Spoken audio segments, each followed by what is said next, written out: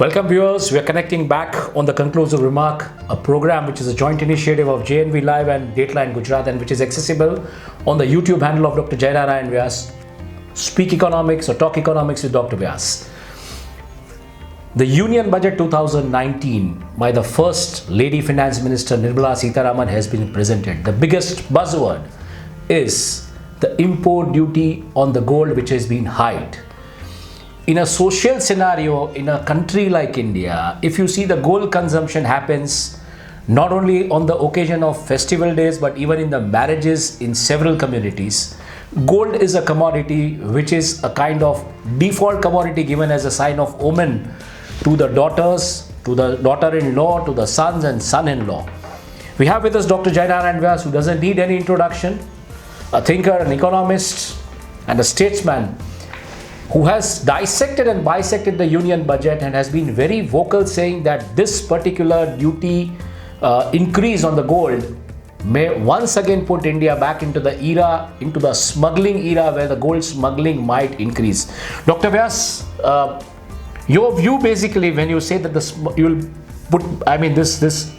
import hike may put India back into the smuggling era. Can you just throw some light, as to what was India as far as the gold consumption goes in a post-independent society after India became independent in 1947, and how it came out from that, and what is it that you think that it will drive back to that era where the gold smuggling will increase?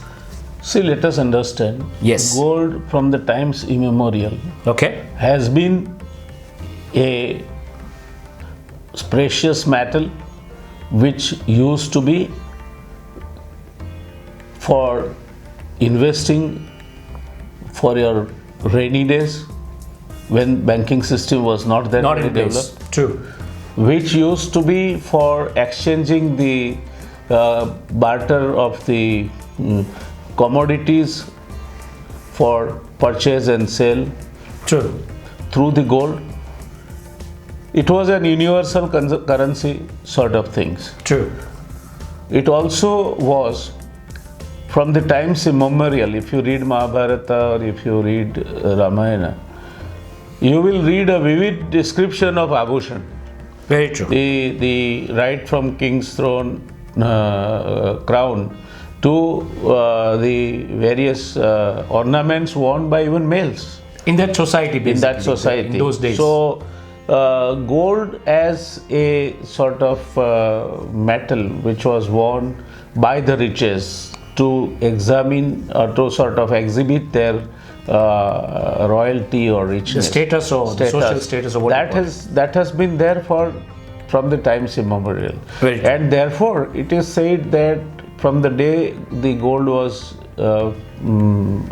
found or invented, India is one of the countries which has highest sort of gold holdings in the private hands. In fact, it is estimated that around 9 to 10% of the entire gold available in the world is held by India, of course through the private hands, because Reserve Bank of India has less than 700 tons of gold. So in form of ornaments or guineas or biscuits or whatever you call it. Coins, biscuits, slabs, whatever you call it. A kind of an emergency tool to address any kind of emergency situation in any given rainy day. A piece of gold can be broken and sold. From there it has gone far and beyond to store even at times the black money. So if you look at the available data from the World Gold Council up to 2018, India has the world's largest private gold holdings measuring 23,000 tons. Next is China, 16,000 tons, and third is United States of America. That is 8,133 tons.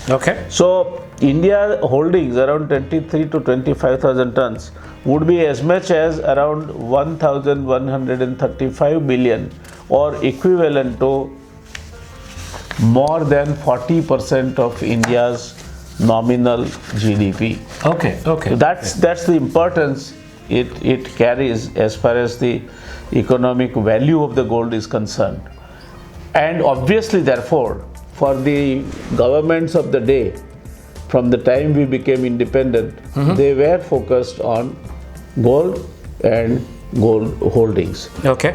We could subdivide this into broadly some phases. The 1947 to 1962 was a restriction phase. The restriction era. Where FERA, Foreign Exchange Regulation Act, did not permit the official import of gold. Okay. The next was 63 to 1989.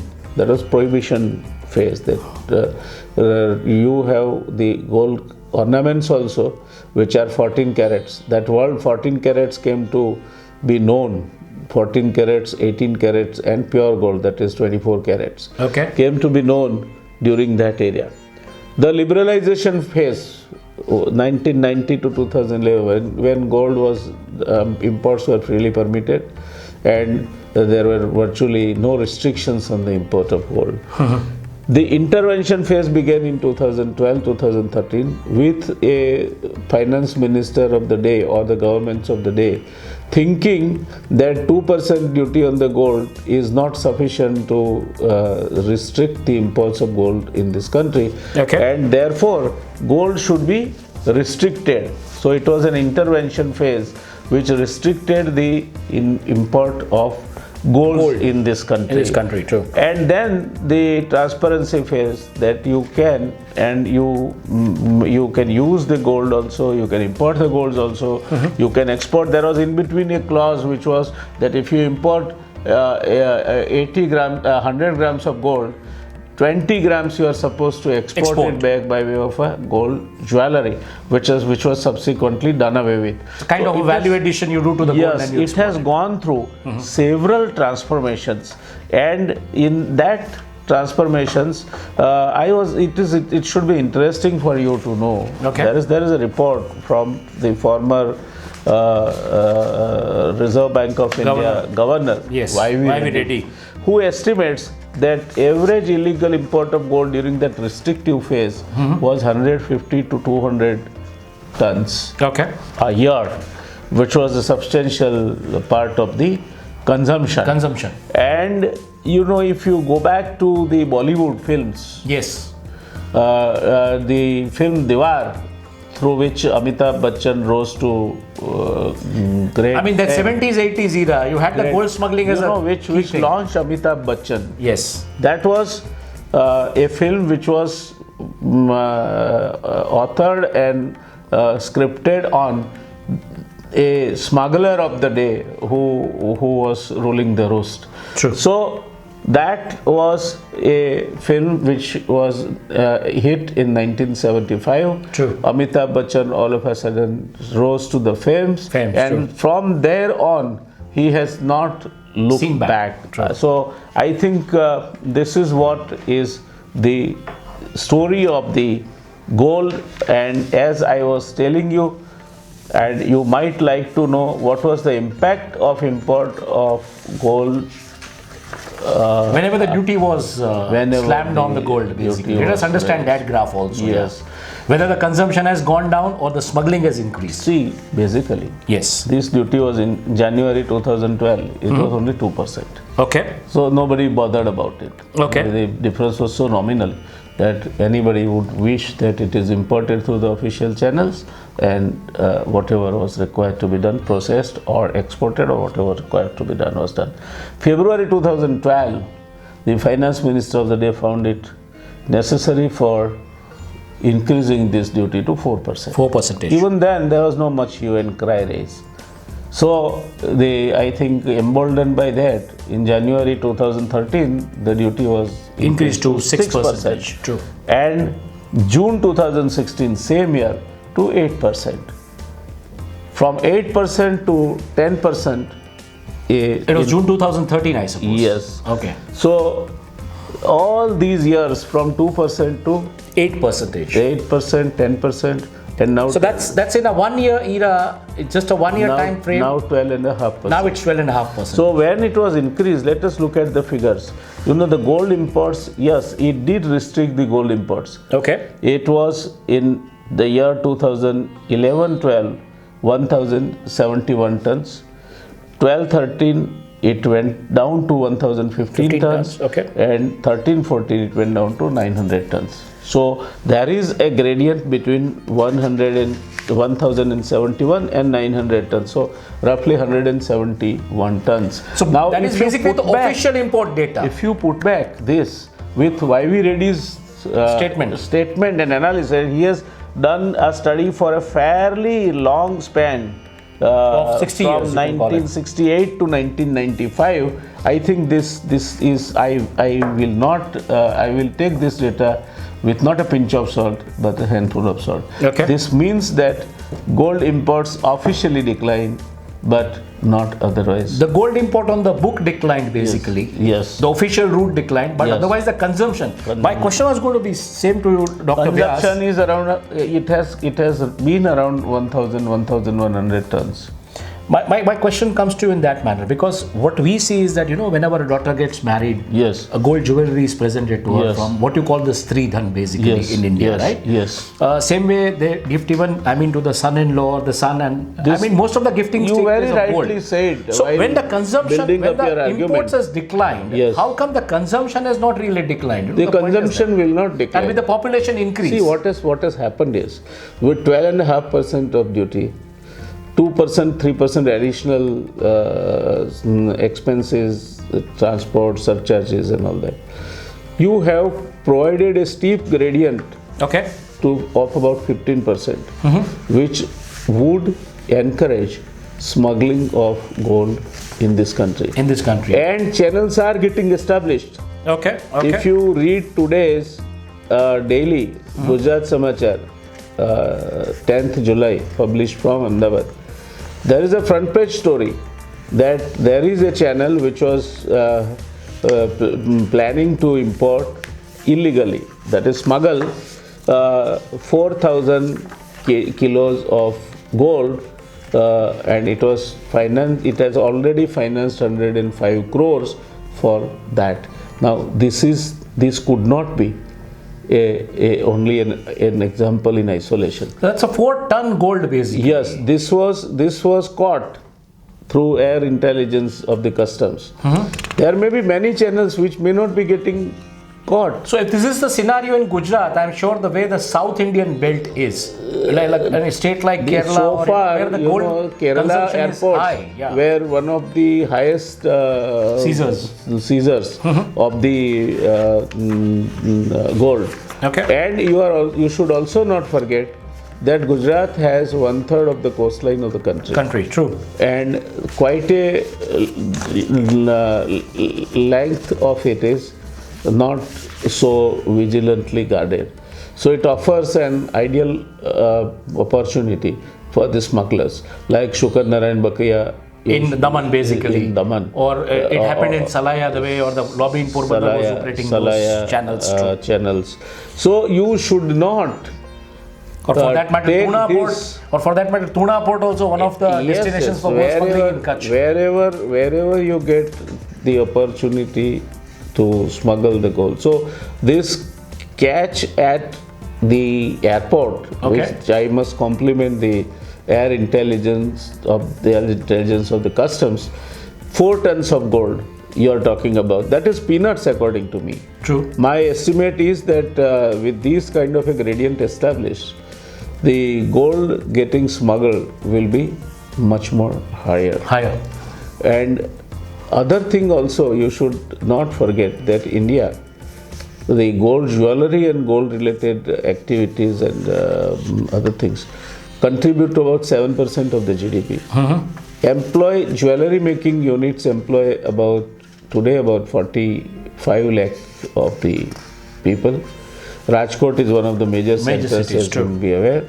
And then it is likely to go up to close to about 1 crore of people by 2025.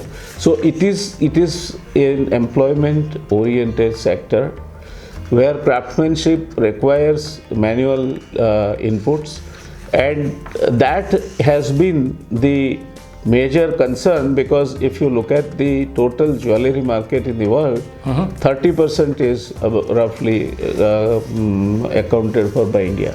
Okay. So on all these considerations, on one hand you have a ready market, on other hand you have the skills which have developed over centuries in India, and on the third side you are providing a steep gradient for the import of gold, and therefore I am slightly perturbed at the bureaucratic answer that has been given. I was going to come to that. Yes, what is the reason that you need to hike the gold duty? I mean the duty on the gold. No, that is just to control the current account deficit. Gold is found to be a convenient tool. They believe that if you control gold, you will be able to control the current account deficit. But then what is the reason given? With which I have my reservations.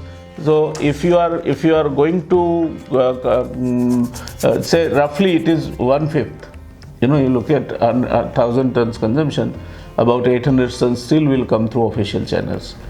And rest 150 to 200 tons might get diverted through official, unofficial. So what it happens? 20. So you are foregoing 20% of the import duty. Very true. Consider it at even 6%. It's a huge loss. So what are you gaining? It's putting the pressure on your current account deficit. What are you gaining? True. Current account deficit remains there. Your exchequer is going to say 12.5%, 12%, 12.5%, 12%. You are getting the duty. 200 tons loss is roughly what? How much? 200 multiplied by 12%. That is 24 tons equivalent of gold you are losing by way of duty. So it is that's a phenomenal loss. Phenomenal loss. So I think this is not a very wise step to do. This was a time tested phenomena, that increase of duty and providing a steep gradient on the gold encourages the smuggling. The reply that has been given by Mr. Ajay Bhushan Pandey, Secretary Revenue, says that the decision to raise customs duty on gold is a part of the government's stated policy to curb imports of non-essential items. Now, an industry which provides an employment to 45 lakh people and which is growing to become an employment sector for about 100 lakh people, 1 crore of people. Sure. I refuse to buy his argument that it is non-essential item. And enforcement agencies will deal with the problem of smuggling. A top official will say, yes, they will deal with it. They otherwise also deal with it. That is a bureaucratic answer which they have to deal it. Which a bureaucrat can only afford to sort of answer it. Yeah. He is forgetting that you have this is one sector which is responsible for almost 1/5 of your exports, whatever little exports you have, 2% of the global trade. It is substantial. It's a part of that. It's a substantial chunk of that export. True. Then it is employment oriented. It is, whether you may like it or not, it is what you are catching. Your enforcement agencies are doing a good job, but it is humanly impossible for them to have a totally iron curtain which will not permit the smuggling of the gold. I mean the porous areas from where the gold can be smuggled. So this is something which I personally believe is a step which should have been taken with lot of caution and cognizance. True. And you look at what is the... My question was going to be that when you say this, that, okay, so let us say there is a pressure on the current account deficit. Yes. There is a pressure equally with the investigating or the regulatory agencies to keep a vigilant eye on the gold smuggling, to see that they curb those porous holes. The biggest thing, the economy is passing through a phase where you're talking 6.8% and the growth of 7.2%, that is 40 basis point. You've levied 2 rupees as a cess on oil and the fuel and diesel and petrol consumption. But do you see this will make some dent on the current account deficit? And if you see what is the kind of data you have, you can take out your graph. Okay. About 11, 12, 12, 13. Okay. And 13, 14. Okay. Now, these were the years where the current account deficit was maximum. 11, 12, it was minus 4.2%. Yes. 12, 13, it was minus 4.8%. Right.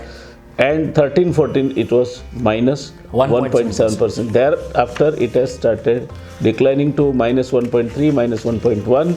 It was lowest during 16-17, 0.6%, and then again it has started rising. But now the major culprit in this is not the import of gold. It is the prices of the oil that ultimately cuts out a substantial chunk of foreign exchange, and also the contributory to your current account deficit. So there are ways of controlling it. I think this is a step which will again take us back to the era of the gold smuggling, and I am worried. Gold smuggling is, supposing that it was only the outcome going to be, then it perhaps would not have mattered that to me, because someday, hopefully, the country becomes buoyant and the current account deficit is leveled, then you can say for a while remove the duty on the gold.